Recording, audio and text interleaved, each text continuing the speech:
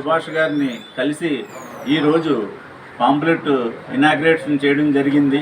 ఆయన మమ్మల్ని సాధారణంగా ఆహ్వానించి మమ్మల్ని కూర్చోబెట్టి అన్ని విషయాలు తెలుసుకుని దీని మీద చాలా మీరు చేస్తున్న కృషి ఎనలేనిది, మీరు ముందుకెళ్ళండి, మీకు ఏ అవసరం వచ్చినా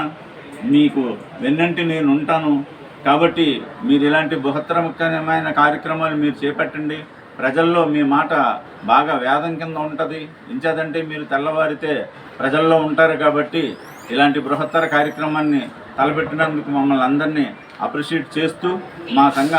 నాయకులు విబిటి రాజు గారిని అలాగే తోరాటి ప్రభాకరరావు గారిని కూడా ఆయన చాలా చాలా ధన్యవాదాలు తెలిపారు.